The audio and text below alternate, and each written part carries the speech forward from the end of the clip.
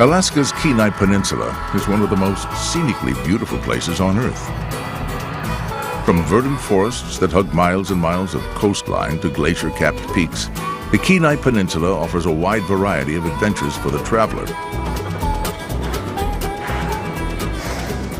It is said that it would take more than a lifetime to see all of Alaska. The Kenai is a good place to start. And the Alaska Railroad is a great introduction to it.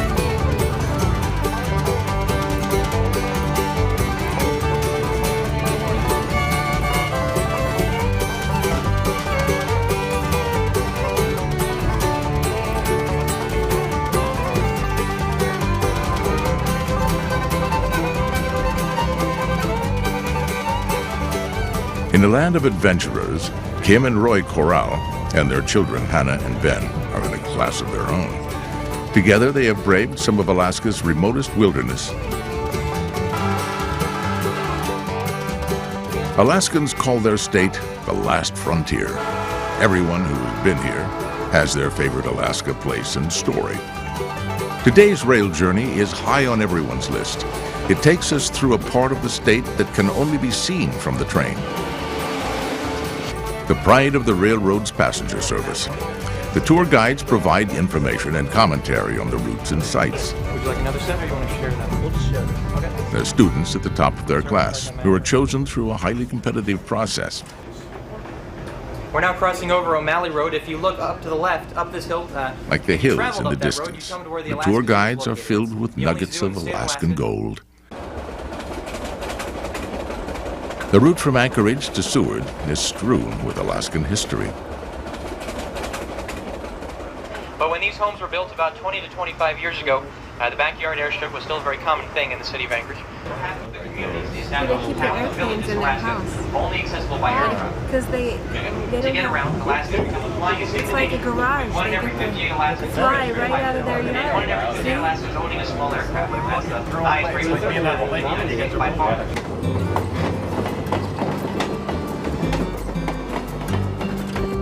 Today's journey will be a mild adventure by the Corral standards, but it will give them a leisurely look at a part of the state that even these veteran backcountry travelers have never seen.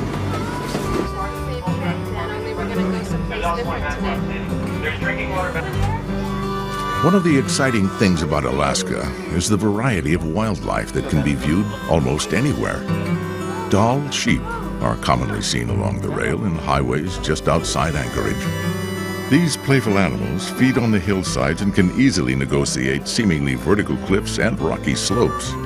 The engineer will routinely slow or even stop the train when the sheep are close enough to get a good view.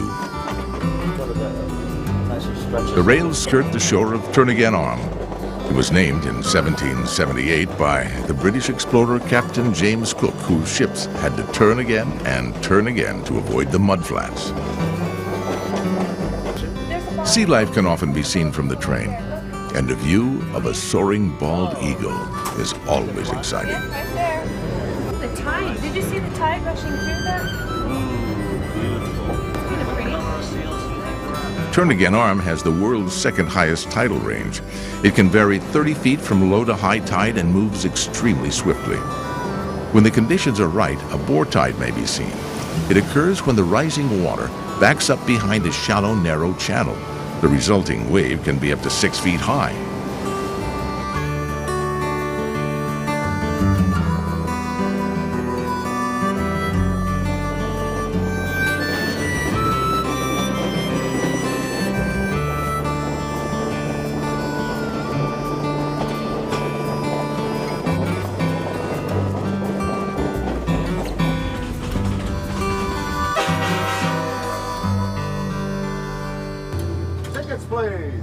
Harry Ross is el numero uno, the senior conductor on the Alaskan Railroad. He can choose any run. He chooses this one. When I was about 20 years old, I wanted to do something in transportation, and I applied for a job at the airlines and at the Alieska Railroad, and I got a chance to come to the railroad before I got to fly, so I've been here for 30 years now.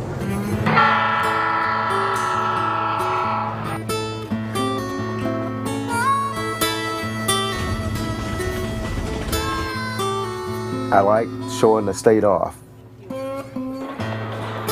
It's a beautiful place. People don't really realize what they're missing by not coming to visit. We see quite a bit of wildlife. We see bear. Around springtime, we see a lot of foxes and wolverines and wolves. And this time of year, during the summer, during the tourist season, we see a heck of a lot of moose out there.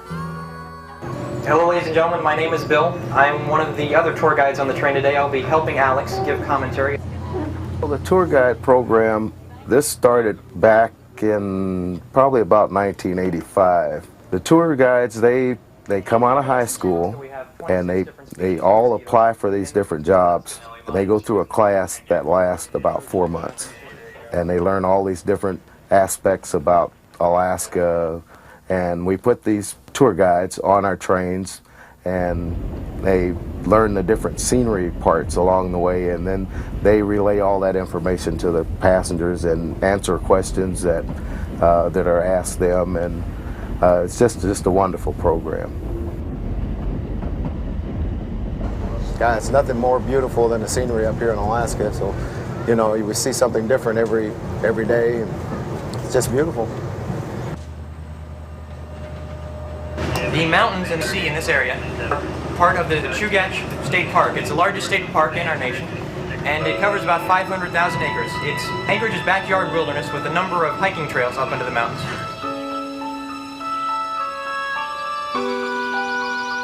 Alaska's majestic scenery and the lure of its opportunities has changed the course of many lives, among them mountaineer Art Davidson.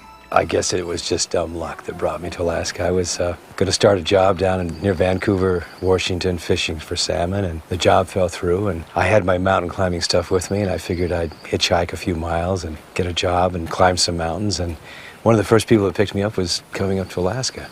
So when you're standing by a road and somebody offers you a 2,000-mile ride, it's hard to pass up.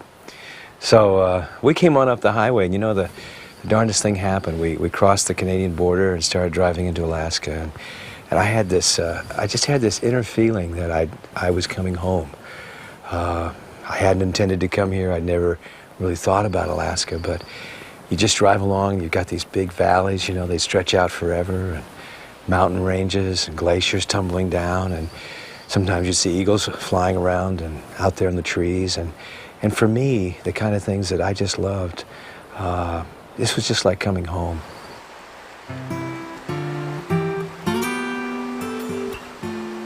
For me, there was never a question of just visiting and leaving. I know a lot of people come up here and they enjoy our state, they see the animals, but for me, it was this feeling of just belonging to the land and the country. And the longer I stayed, like a lot of my friends, there's something that just grabs a hold of you. Part of it's the seasons, part of it's the land, part of it's just being able to get out in the country. Being in this beautiful grove of trees reminds me, a few years ago, I read in the morning paper that they were going to cut all the trees down in this little valley south of Anchorage.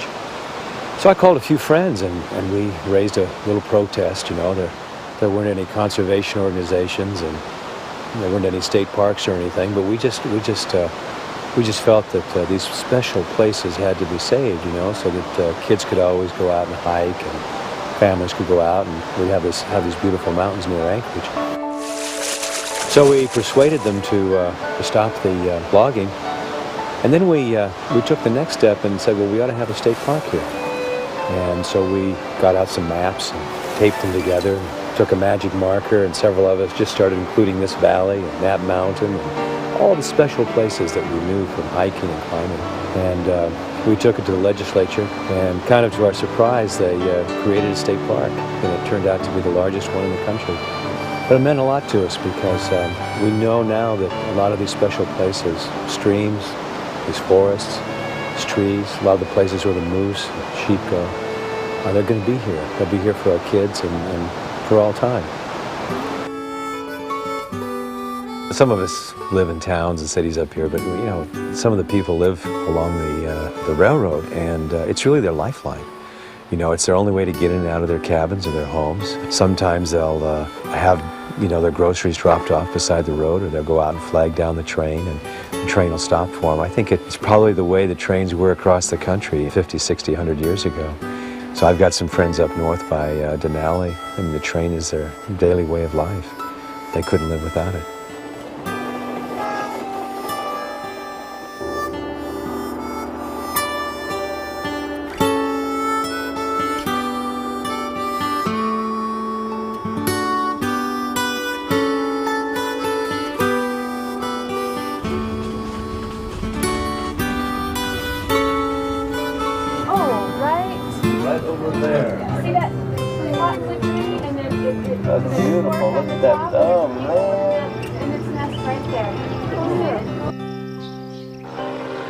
Flying is a way of life for many of Alaska's human inhabitants. A World War II aviator, Alaska's bushrat governor, Jay Hammond, is a character of legendary magnitude.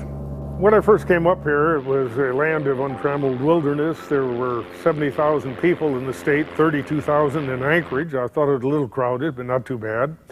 Now, with 600,000, it seems teeming. But back then, if you wanted to become a bush pilot, you became a bush pilot. You wanted to be a commercial fisherman, you took up commercial fishing. If you wanted to be a guide, you could work toward that. Now, while those doors aren't completely closed, they're much more difficult to enter.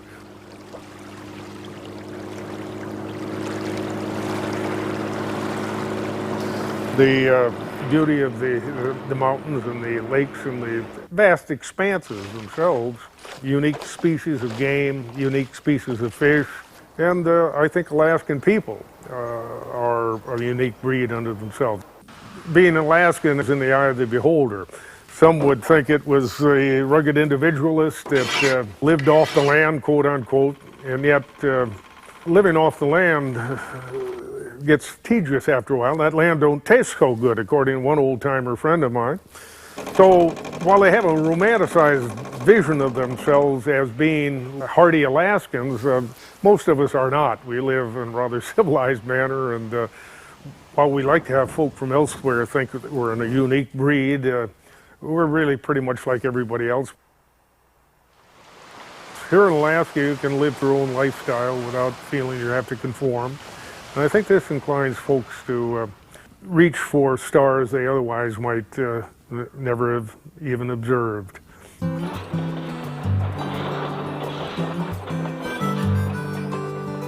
Girdwood, on the slope of Mount Alieska, was originally a mining town. It's now home of the luxurious Alieska Ski Resort.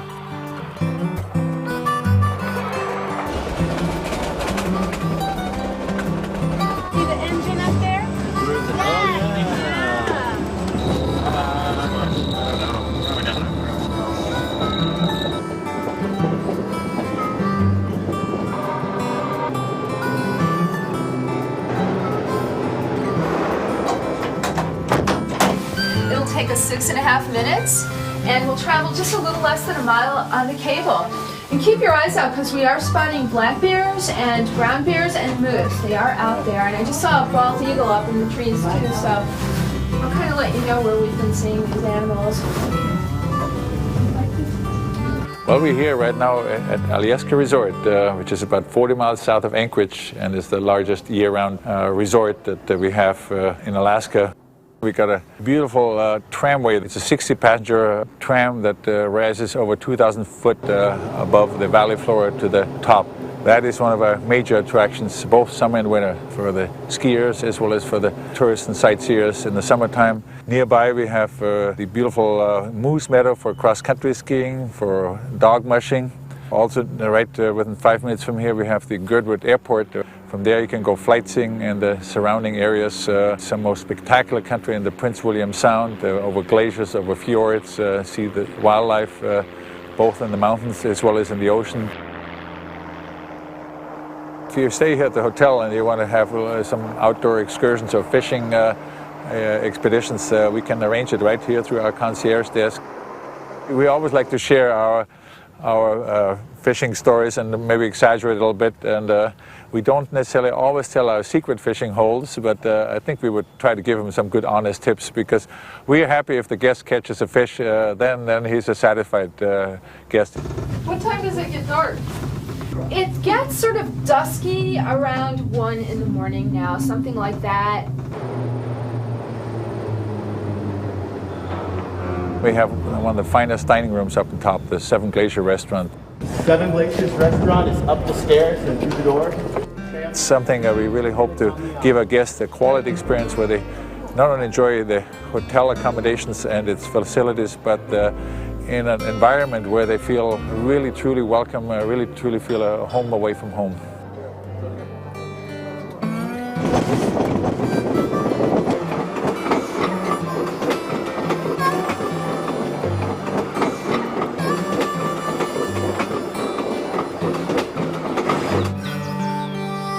Crow Creek Mine is a place frozen in time. It's preserved by its owners as a slice of life of Alaska's early gold miners. The thrill of discovering a little color in the bottom of the pan awaits the visitor who is willing to spend some time hand-washing a few pounds of gravel in Crow Creek's icy waters. Sean Toohey has lived and worked here with his family since he was a child. Group of kids you are. Everybody is going to pan this dirt, find the gold, and put it in your bottle. Panning, here we go. Put your gravel in your pan. Not here, sorry. When you get up to the panning shed, put your gravel in your pan, add your pan to the water, and shake it. The first thing that happens is it's all muddy water. That's good. You want to pour the mud out. Take in clean water and shake it. Repeat this process quite a few times. What you're doing is washing your gravel. Remember, the dirt goes out with the water. The gravel and the rocks stay in the pan. Turn it over and swirl it. The water washes the light material off the top. Anything heavy is going to sit here, which is or was the lowest part of the pan. I see some. Okay? That is what it looks like when it comes out of the ground. Awesome. That is pure, natural Alaskan gold.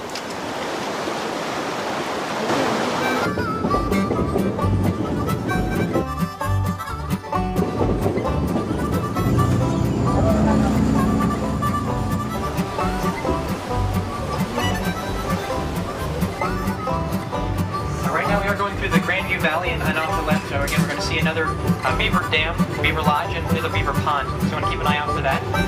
There is lots of beaver activity in this area. They do feed on the wood, the willow and the alder and the birch trees. And in the summertime, they're very busy building up their dams and their lodges and building a winter food cache. It's pretty simple on the outside, with just a pile of sticks or dirt. It's actually a two-story dwelling, with the bottom story where they eat and dry off, and the top story where they sleep and play cards.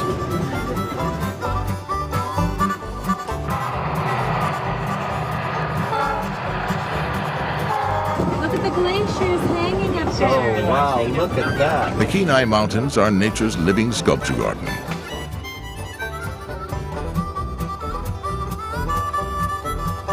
The land, shaped by glaciers, is still being ground and pushed by massive sheets of ice. Ancient accumulations of snowfall have been transformed to ice so dense that it is like rock.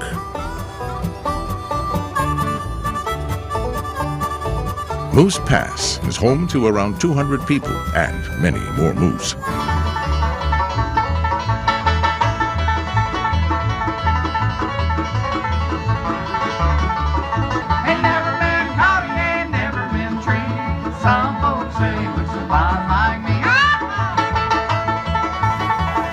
Ed Estes and his water-powered sharpening stone are Moose Pass icons.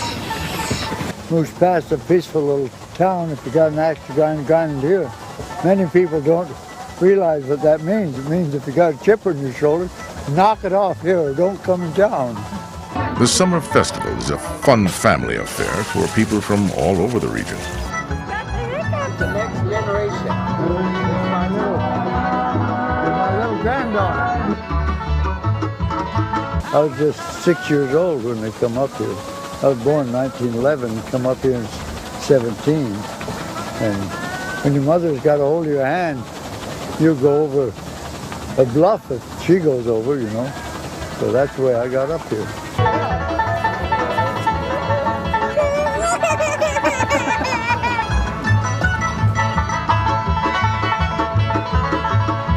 Now, I'm considered sourdough now.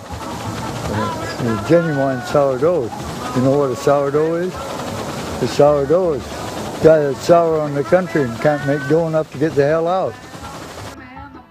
With his family gathered around him, Ed Estes got out, peacefully, on September 5th, 1996.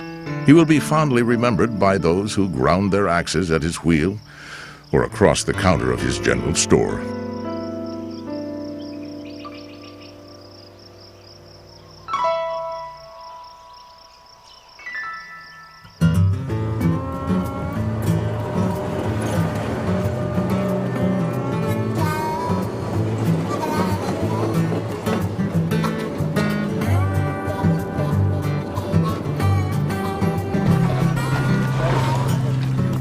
There are many desirable destinations in summertime Alaska that are only accessible by float plane.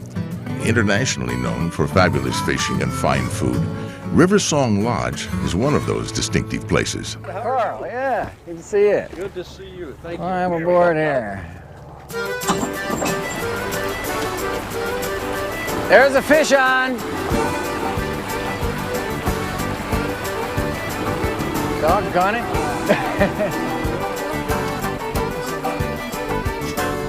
My wife Kirsten and I worked at the Alaska Native Medical Center. She's trained as an ICU nurse, and I'm an audiologist. And we had very busy jobs there, and we found we didn't have any time together. We worked long hours, and I know a lot of people feel that way, don't have much time for themselves. And so we had also a small rafting and fishing business that we did on the weekends. It was our real passion, to be out of doors. So we bought a small homesteaded cabin at the mouth of Lake Creek here, and naively opened up our doors to take people fishing and rafting. And doing that, making that bold move from the city to a rural area allowed us each to pursue our avocations as well and turn it into a different lifestyle and a living. Very good. Some people call this place Romantic River Song, and I think our lifestyle does have a certain romance to it. Every day is different. Every day brings unique challenges. The seasons certainly bring unique situations for us. We have weather that is as cold as 65 below zero here in the wintertime. We have to be self-sufficient. For her imaginative preparation of Alaska's regional cuisine, Kirsten is world-renowned. Kirsten was able to pursue culinary interests, and she's mostly self-trained. She spent some time in Cambridge Culinary Institute, and she found her way to study in France. And I had always been interested in doing remote river float trips, whitewater adventures. It was the perfect blending. Welcome to the Riversong Lodge kitchen. As you can see, we're busy preparing for a salmon barbecue this afternoon. At the Riversong kitchen, we prepare everything fresh here, and mostly our herbs and spices are gathered from our garden. This is a wild Alaska rose called a Nootka rose that grows all over in the woods here. We use these wild roses this time of year for salad garnish. The petals also have a lovely almond flavor to them that we use in cookies and soups, etc. This is lemon thyme, which is really a lovely herb for fish. Fish obviously is a big item in our kitchen, and we're grilling red salmon today. I don't want to start looking like these guys. I'm not quite sure what is this. That's compound butter. It's just herbs and butter. That's what we call. So what Alaska has to offer really is its wildness and its pristine beauty. And I really hope that anyone traveling to Alaska has the opportunity to see the true nature of Alaska and the true nature of how Alaskans live.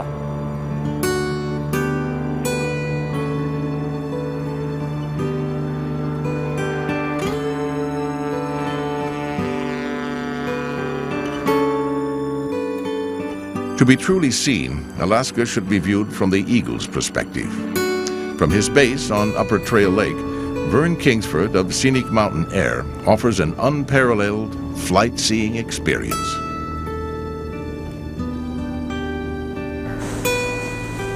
The very optimum situation where a person could just really experience Alaska is to get in one of my small float planes here or one of my planes down in Seward and fly and become part of Alaska.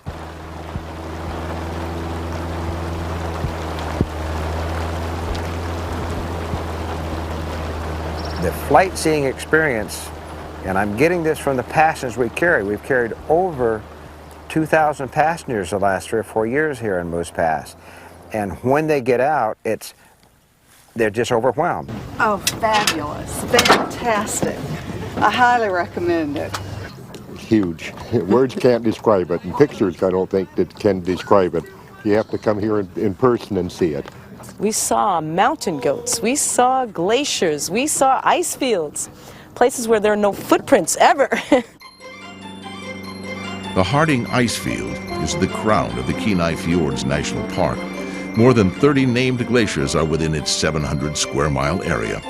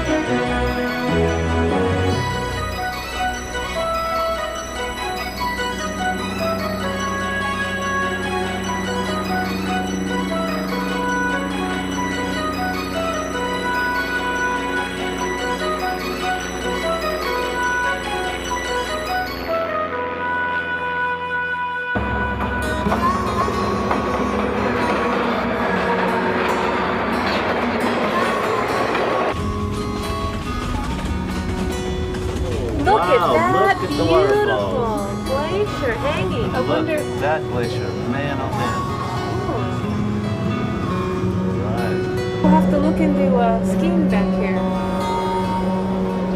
Yeah, I think, I wonder if this train runs during the winter time. I think it does, doesn't it? Yeah. I wonder if there's a lake at that base of that cliff. There he goes.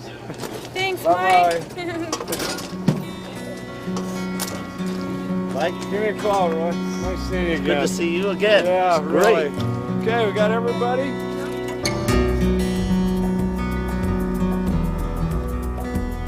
It was their mutual love of outdoor adventures that brought Kim and Roy Corral together. For a number of years, Roy was the photo editor of Alaska Magazine. Kim has written, and Roy's photographed and written numerous articles on life in Alaska's wilderness. Daughter Hannah is co-author of their book, My Denali. She colorfully recounts their family experiences camping in and wandering the wilds of Denali National Park. Today's journey has brought them to Kenai Fjords National Park and the foot of Exit Glacier, one of the 33 named glaciers of the vast Harding ice field.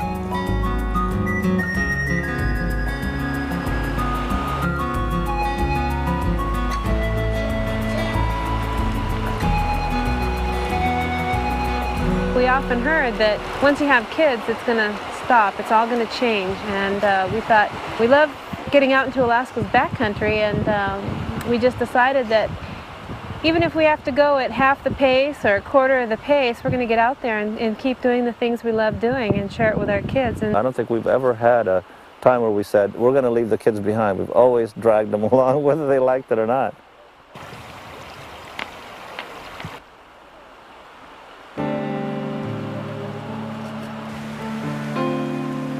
do you notice how the temperature kind of drops right here? It's a little cooler right beside the glacier. Yeah. Can you feel it? Yeah, there's a lot of temperature changes right here. Yeah. Ice cracked. Gets smushed. We heard it crack earlier. See, this is the one that we heard earlier that fell off, I think. Getting cooled off. The ice cave's under there. That's pretty dangerous. They don't want people to climb under there.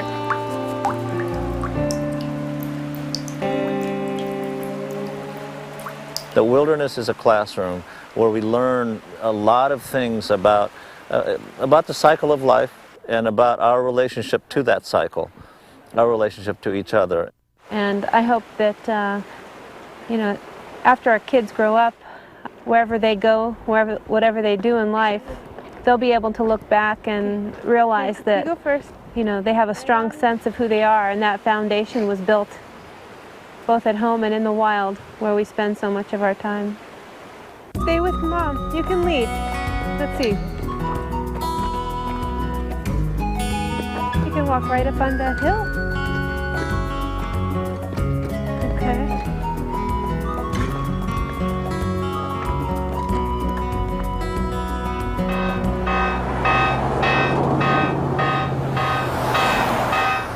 The train ride was excellent. It was a great way to see Alaska's backcountry and get out and watch some wildlife, and a very pleasant day out there.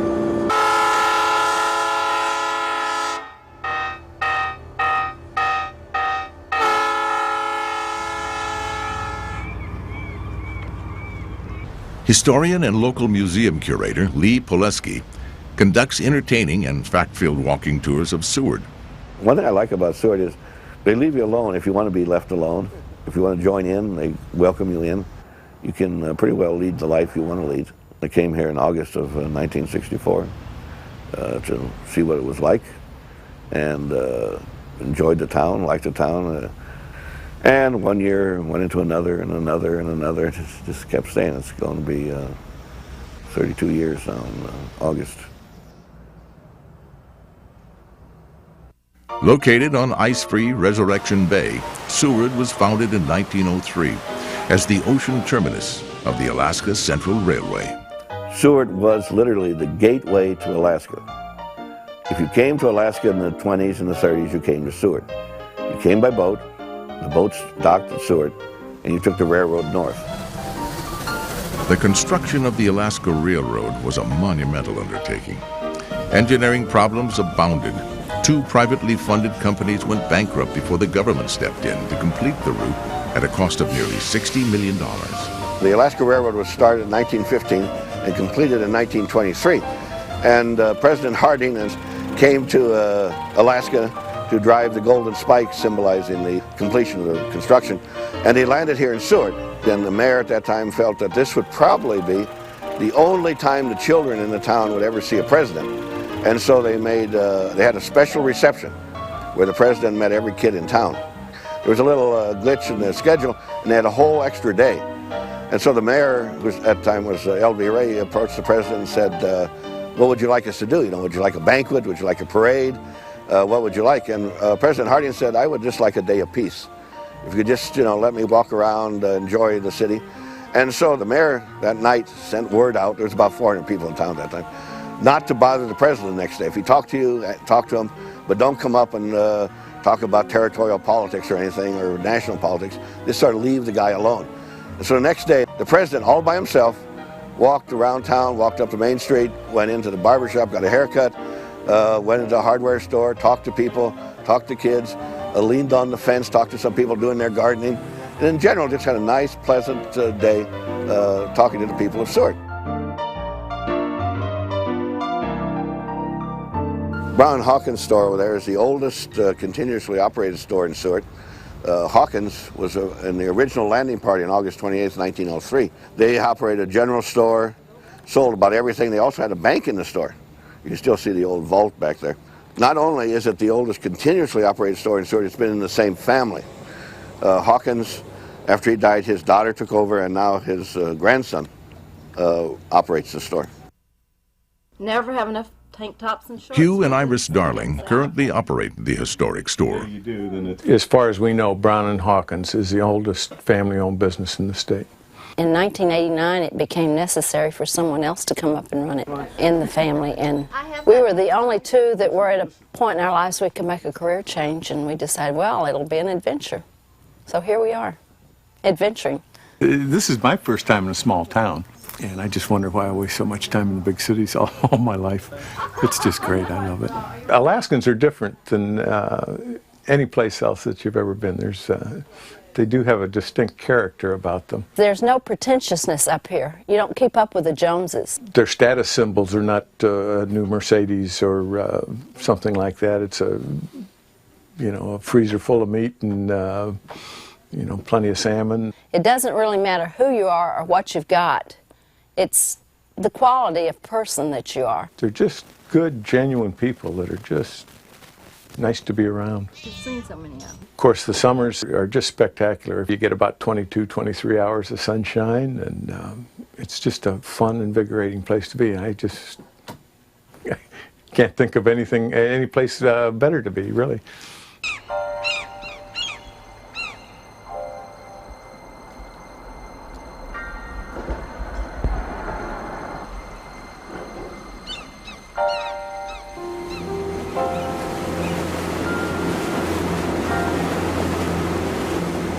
Entrepreneur Tom Tugas operates Kenai Fjords Tours with a personal touch, born of years of experience in the tourism industry.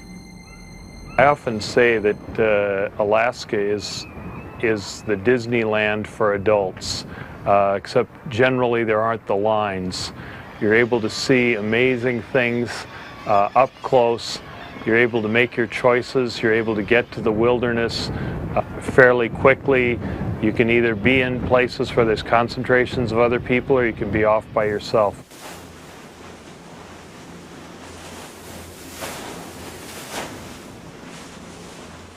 Rockwell Kent, the celebrated American artist and illustrator of such diverse literary classics as Melville's Moby Dick and Voltaire's Candide, was himself a pretty fair writer.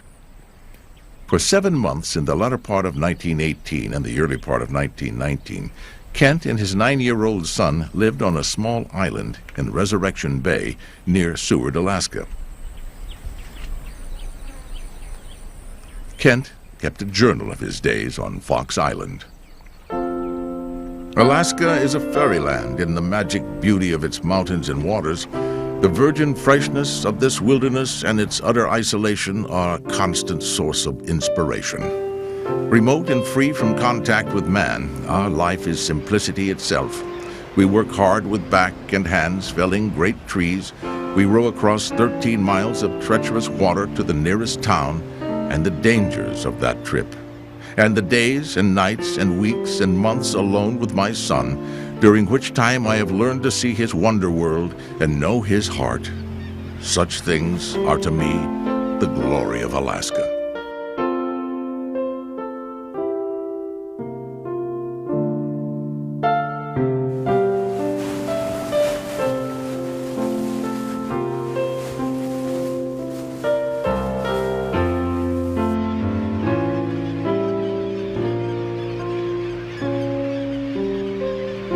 We had an opportunity to acquire the land on Fox Island, and we're able to find a spot that's magnificently situated for a wilderness lodge. And I find that every day customers have the same experience. They walk up the ramp, they look at the cove, they go a little further, and they look at the lake, and they all go, wow, this is what I was looking for in Alaska. Dennis and Susan Swiderski are the hosts of the idyllic Fox Island Lodge. Hello. Their experience here has been transformational for them and for their children. So many people that pass through on these cruises inquire as to how it was possible to do what we're doing and would give anything to do something like that. I think people perceive it as unique. I certainly do. I came out here a practicing attorney, and I've gone through various phases, which is kind of commonplace in Alaska. We're pretty adventuresome people, and the idea of living on an island sounded good to us and our family. We enjoy people. We love talking with them and finding out where they're from and where they've traveled. And meal? And a good day? Yeah. Hot tea? Lemonade? There you go. There's one. Yeah. Okay. Okay. Real good. Let's see how Jonah's doing. It's a unique opportunity for the boys. I think they recognize that in part. It's a paradise, truly, for them. We don't have television on the island, and our children haven't had television for 6 years in the summer. It's wonderful for them to be away from that, and they are so imaginative, and they're outside all the time.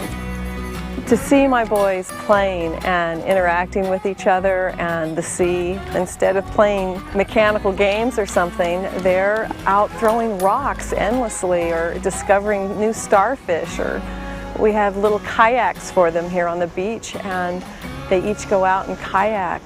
They have responsibilities and unlimited opportunities to explore and just be kids. So. Life on the island has given not only the boys the freedom to explore and create, their mother's muse has been resurrected. Living on the island has certainly provided Susan with tremendous incentive to paint. That's been on hold during the birth and early development of our children. I stopped painting for about 9 years, and I think having these years where I had to put it aside has really helped me, because I'm a different person. I've grown, we've had wonderful experiences, and when I started painting this winter, it came very easily, and my paintings were richer than they'd been before, had more depth. This whole island experience, and Rockwell Kent, having been here, I've really enjoyed that. It's spurred me on, I think. Kent wrote of his impetus.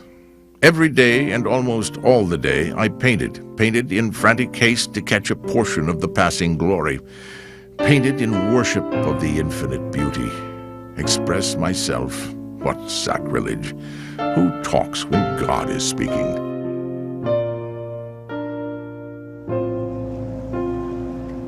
Of life on Fox Island, Kent wrote, "Here we have found ourselves, for the wilderness is nothing else.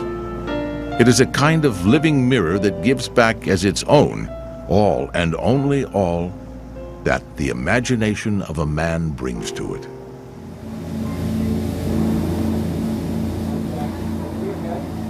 Welcome today aboard the Kenai Star on Major Marine Tours out to Kenai Fjords National Park. My name is Ricky Geese. I'm the park ranger. Will be on board today providing the interpretation. Interpretive rangers are well versed in the natural history, geology, and lore of the park. The Alaska flag was designed here in Seward, and it shows how to find north. It's the North Star and the Big Dipper. And the two stars of the Big Dipper point to the North Star.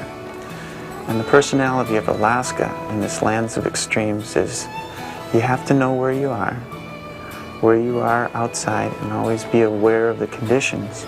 And living in that environment, it gives people a sense of who they are. And when you meet Alaskans, you definitely know where they stand. They'll tell you up front that if a person extends a hand out in a warm handshake, it means that they're happy to see you. A calving tidewater glacier can shed sections of ice the size of a skyscraper, causing dangerous waves.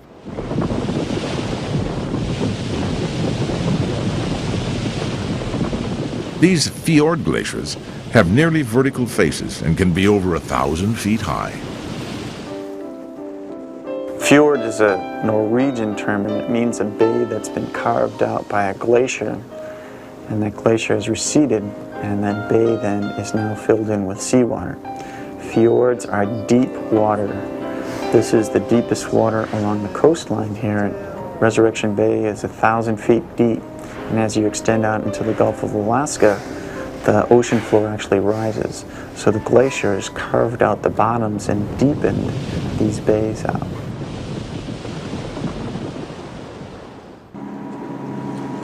If you want to see this little growler, head on back to them. But they call them growlers. But these icebergs that you see out here, they're icebergs because of the size that they are. Now this little ice chunk in the back of the boat. And as it generally works out, just about the time we're leaving the glacier is just about the time half the face falls in. So you folks might want to keep one eye out behind us here, watching the glacier. The other eye out in front of us, watching for any more whales we might come across.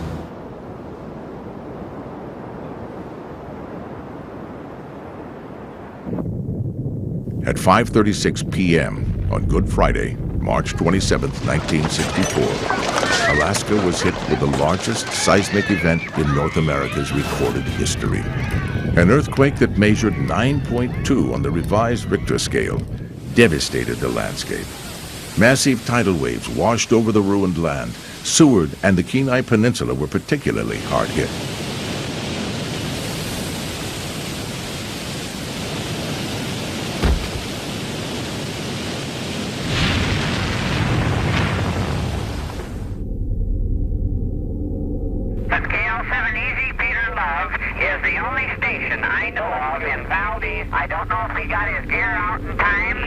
I presume you can hear me. Is there any indication or sign of fire at Seward?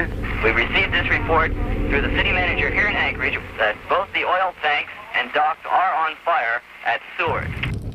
When the ground quit shaking, Seward's real trouble began. The oil tanks along the waterfront blew up and were burning. Waves from the bay washed over the railroad dock. 40 rail cars of oil caught fire and exploded. Fiery oil covered the bay.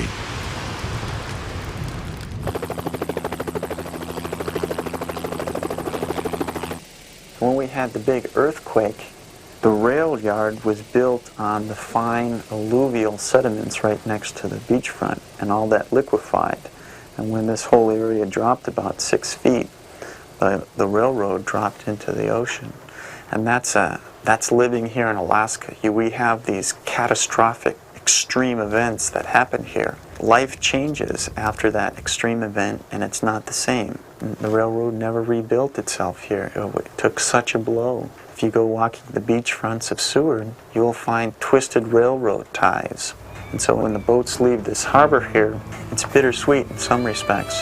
The harbor wasn't here previous to the earthquake, but underneath of us, there are railroad cars that were lost during the earthquake. And so you're sort of leaving the harbor, but you're going over a rail car cemetery.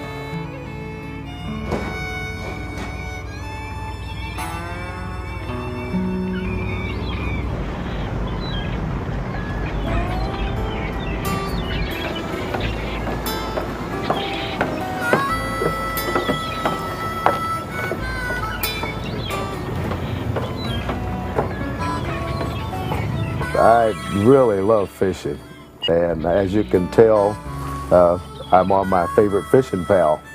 The Alaskan thing is, especially during the summertime, is get out there and catch them while you can, you know, and this is what I got, to catch them when I can.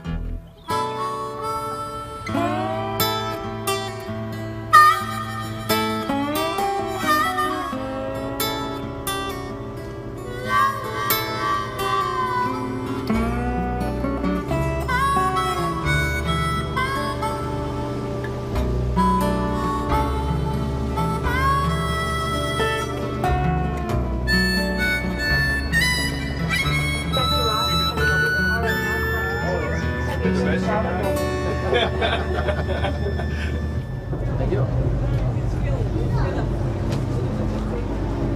And thank you guys. Look at me, I'm as helpless as a kitten up a tree, and I'm clinging to a cloud, and I can't understand. I get misty and too much in love. I get misty and too much in love.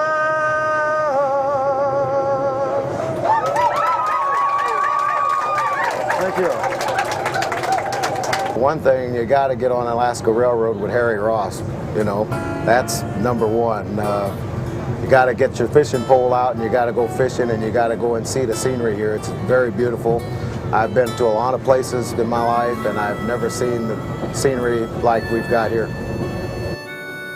Alaska has a way of getting under your skin and in your blood. The next time you're lying sleeplessly and hear the sound of a distant train, remember these words by Robert Service. They have cradled you in custom, they have primed you with their preaching, they have soaked you in convention through and through. They have put you in a showcase, you're a credit to their teaching. But can't you hear the wild? It's calling you.